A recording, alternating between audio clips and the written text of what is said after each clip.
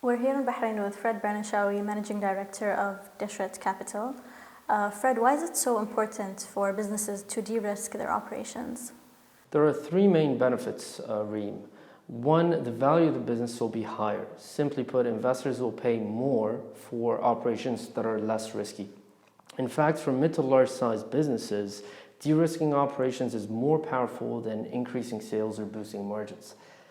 Two, their performance will be stronger. So businesses with less risky operations can get better financing from lenders, they can offer more competitive terms to clients and suppliers, and they will limit the volatility in their cash flow. And three, it's about maximizing protection to investors. So they limit the downside risk to shareholders and creditors. I understand that Deshret Capital de-risks operations by linking risk management to insurance to finance. Now, many businesses already buy some form of insurance, so isn't their risk lower? That's a very good question, Reem. The simple answer is no, because of two things. One, most businesses are under the illusion of security or protection whenever they buy insurance directly sold to them by a broker of insurance or insurance company. That's because insurance is mathematically made so that it rarely pays out, if ever, on large and meaningful losses. This could be property insurance, liability, professional indemnity, directors, officers, trade credit, mergers, acquisitions, you name it. The point is that insurance has to be structured correctly to the operations of the business, and it has to be triggered correctly in the event of a loss. And this has to be done by a party that's independent completely from a broker, an insurance company, and who's not compensated by commission.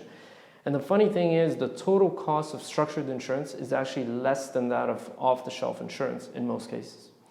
And the second reason to answer your question is most businesses view insurance as a substitute to risk management. That's wrong. Risk management is your first line of defense that's supposed to reduce your initial risk quantums. But there will always be risk left. That's called residual risk.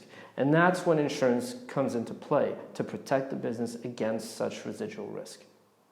But then why are there still many businesses not implementing operational risk management and buying off-the-shelf insurance directly from a broker or insurance company? That's another fantastic question, Reem. I think it's about two main things. One, raising awareness. Investors, boards, CFOs, and other executives are very busy in their day-to-day. And it's easy to be misinformed or misguided, especially when it comes to insurance, which is really not taught in schools.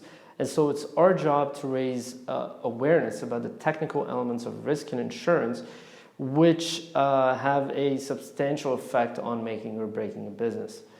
The second thing is that it's about caring and making other people care, whether it's through exerting influence or tying compensation to risk management goals. Whatever the mechanism, that's the job of investors, boards, CFOs, and other executives. Simply put, the more they care, the more money they'll earn over the long term. Fred, thank you for being here with us today and for your insights on risk and insurance. Thank you, Reem. It was a pleasure being here.